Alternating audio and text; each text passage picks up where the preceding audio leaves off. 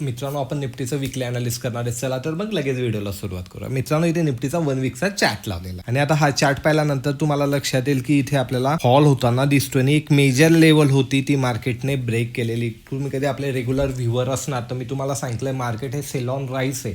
कमीत कमी 2 ते 3 वीक पासून मी तुम्हाला हे कंटिन्यू सांगतोय. मार्केट वरती येईल तेव्हा सेलिंगची पोझिशन आपल्याला इथे शोधायची आहे. आताचं मार्केट बेसिक न्यूज बेस आहे मित्रांनो.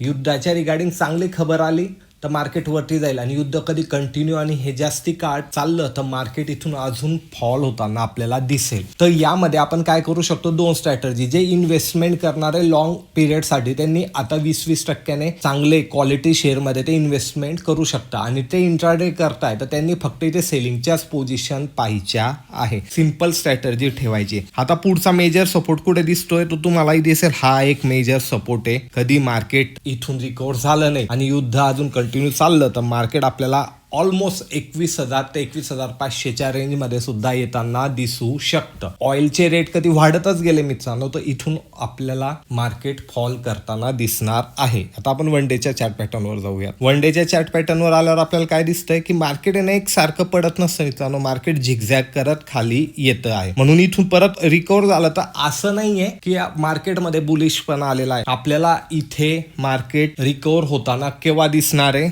जेव्हा ते 24,000च्या वरती क्लोजिंग करायला लागेल तेव्हा. तोपर्यंत मार्केट हे वरती गेलं की सेलिंग येईल. काइंड ऑफ मार्केटने पुल बॅक घेतला, परत खाली आला आणि परत वर गेला म्हणजे डब्ल्यू पॅटर्नचं ब्रेकआउट झालं तर इथे आपण बुलिश करू शकता. कधी पण सेलिंग मार्केटमध्ये पहिल्या बाउन्सला कधीच बाय करायचं नाही. सेकंड जेव्हा बाउन्स येतो ना मित्रांनो या प्रकारे तेव्हाच आपण इथे बाय करायचं. कारण पहिल्या बाउन्सला जे सगळे फसलेले असताना ते आपली पोझिशन इथे स्क्वेअर करतात, ते आपल्या पोझिशन मधून निघतात. म्हणून परत सेलिंग प्रेशर येण्याची शक्यता असते. हे नेहमी लक्षात ठेवा. तर थोडासा बाउन्स आला म्हणून मार्केट रिकव्हर झालं अशी चुकीची भावना तुमच्या मनात आणू नका. आता इंट्राडेच्या लेवल काय राहतील त्यासाठी आपल्याला 15 मिनिटाच्या चार्ट पॅटर्नवर जावं लागेल. 15 मिनिटासाठी सर्वात पहिले आपण इथे सपोर्ट आयडेंटिफाय केलेला आहे की मार्केटने शुक्रवारी तिथे सपोर्ट घेतला तो. आता पुढचे सपोर्ट काढण्यासाठी आपल्याला थोडं चार्टवर मागे जावं लागेल. आता चार्टवर मागे आल्यावर पुढचा सपोर्ट आपल्याला या ठिकाणी हा पाहायला मिळतोय. या ठिकाणी हा एक सपोर्ट, यालाही कधी ब्रेक केलं तर आपल्याला काइंड ऑफ हा एक सपोर्ट इथे पाहायला मिळतोय आणि यालाही कधी ब्रेक केलं मित्रांनो तर पुढचा सपोर्ट आपल्याला या ठिकाणी हा पाहायला मिळतो आहे. तर तुम्हाला माहिती आहे यांना जेव्हाही ब्रेक केलं जाईल तेव्हा आपण फर्दर पुढचे सपोर्ट टेलिग्राम चॅनलला अपडेट करूयात. आता रजिस्टर म्हणजे मार्केट कुठून वरतून खाली येऊ शकतं. तर सर्वात पहिलं रजिस्टर आपल्यासाठी